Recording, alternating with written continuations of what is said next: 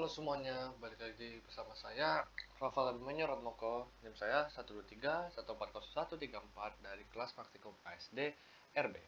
Nah, kali ini di sini saya akan menjelaskan program sederhana yang dimana program akan meminta pengguna untuk menginputkan email dan juga passwordnya. Nah, passwordnya itu nanti bakal di-hash dengan karakter-karakter unik. Masuk kita ke codingannya. Di sini ada 4 library baru yang dimana CST, CSTD, LIB. LIB ini digunakan untuk fungsi ren dalam kurung dan sren dalam kurung yang artinya pembuatan angka acak. Kemudian time ini untuk menggunakan waktu sebagai acak time zero. Kemudian vektor itu digunakan untuk menyimpan struktur data dinamis vektor untuk menyimpan data pengguna. Nah, string ini itu membandingkan string system menggunakan strcmp atau memanipulasi string. Kemudian kita masuk ke struct data user. Nah, di sini ada string email yang dimana nanti alamat email pengguna itu akan disimpan, kemudian string password akan dasar di pengguna, dan juga string hash. Itu semua ketiga ini menggunakan string karena merupakan suatu kalimat. Lanjut lagi kita ke string generate random hash. Nah, apa sih gunanya ini? Nah, gunanya ini menghasilkan string hash acak atau kombinasi huruf dan angka dengan panjang tertentu. Defaultnya itu 8 karakter di ini. Apa namanya? Lengthnya.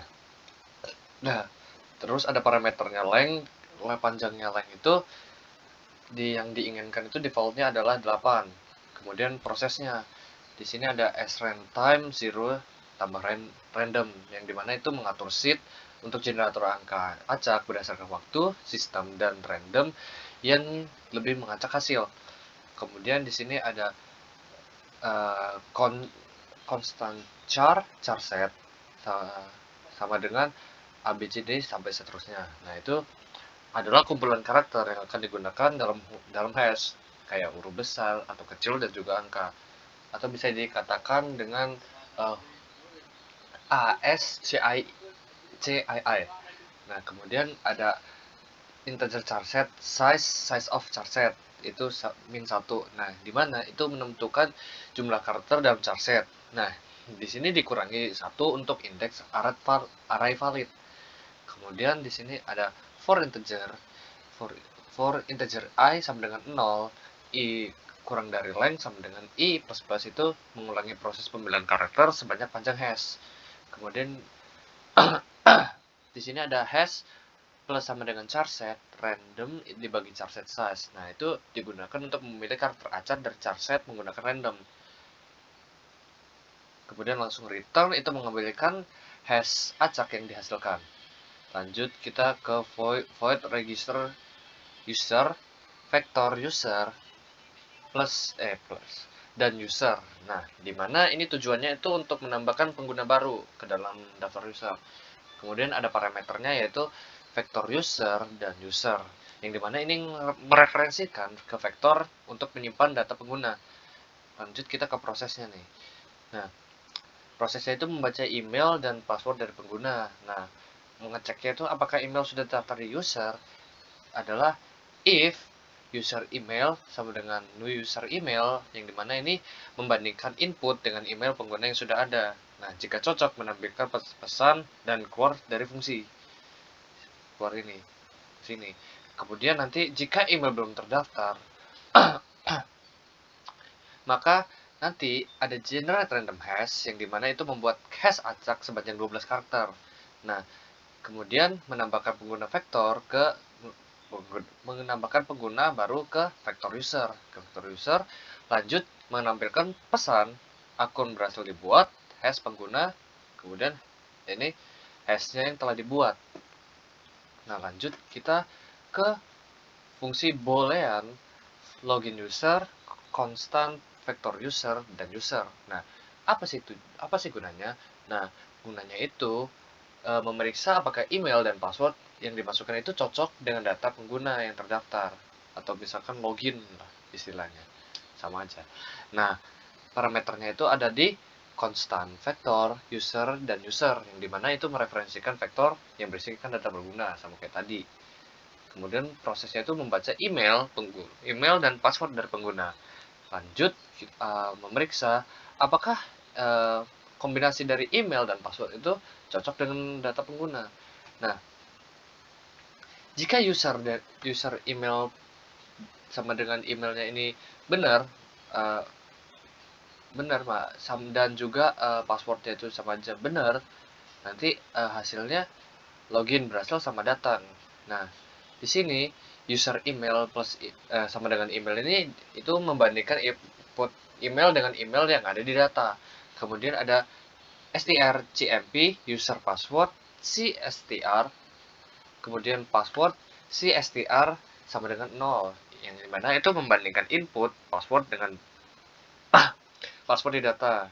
Nah, sama seperti yang kayak saya omongkan tadi, kalau cocok dua-duanya, itu akan menampilkan pesan berhasil dan mengembalikan ke true. Nah, semisal kalau salah, ada yang nggak cocok, misalkan di email itu nggak cocok, atau di password nggak cocok, atau dua-duanya nggak cocok, ya udah, nanti akan menampilkan pesan error dan mengembalikannya ke false. Kemudian melanjut ke void display user, constant vector user, dan user. Nah, apa sih gunanya? Nah, gunanya ini menampilkan semua data pengguna, email dan hash yang tersimpan. Di sini ada parameternya sama kayak tadi, constant vector user dan user, yaitu ya ngereferensiin vektor yang berisi data pengguna. Kemudian prosesnya itu nanti menampilkan daftar pengguna dengan email dan hash menggunakan loop for. Nah, kemudian lanjut ke sini. Udah, si out email, user email, hashnya user hash. Nanti bakal nampilin email dari yang ada dari di data, dan juga hash yang ada di data juga. Lanjut kita ke voucher menu. Voucher menu ini yang menampilkan opsi menu ke pengguna. Lanjut, ini kalau misalkan satu itu itu buat mendaftar pengguna baru, yang kedua itu buat login, yang ketiga itu menampilkan data pengguna, kemudian yang keempat itu apa namanya, opsi keluar. Lanjut kita ke fungsi mainnya.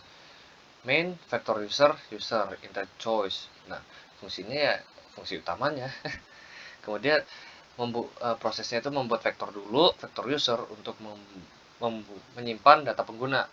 Kemudian kita nanti menggunakan dual untuk menampilkan menu menampilkan menu sampai pengguna memilih keluar. Nah, di sini langsung kita ke switch case. Nah, kalau pengguna milih angka 1 atau input angka 1, maka nanti akan memanggil fungsi register user. Kemudian kalau yang kedua, case kedua, kalau pengguna nginputin yang kedua, nanti akan memanggil login user.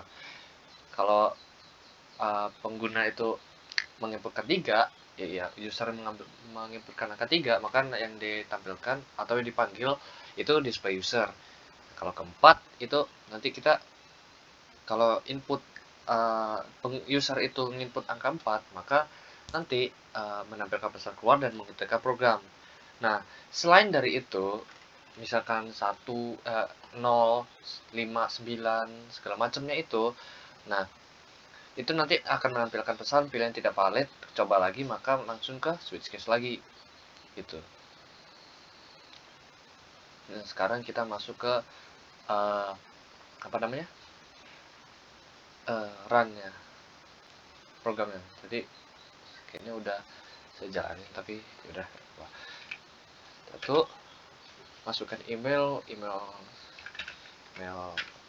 bodong saya, padahal ini saya nggak ada emailnya, tapi jangan dicoba buat Rafael.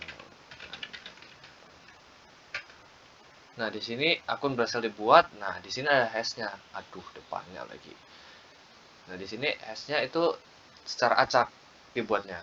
Nah, kalau kita tampilin data itu nanti hashnya tetap sama. Nah, kalau misalkan kita login, samain Rafael 2005 @gmail.com, kita samain Rafael ganteng. Nah, login berhasil, sama datang Rafael 2005 gmail.com. Kemudian misal kita tambahin lagi akun adik saya, misalkan 1234 gmail.com. Untuk passwordnya asade, boleh, bisa dibuat. Oke. Kemudian kita nanti misalkan nih login dengan akun yang salah, misalkan Tanto, entah siapa Tanto, saya nggak tahu. Kemudian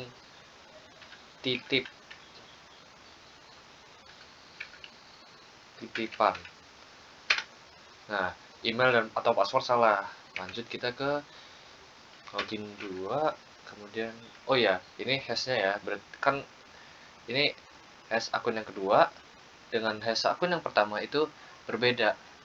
Itu kemana sih? Gak kelihatan. Pokoknya itu gak kelihatan soalnya. Nah, nih.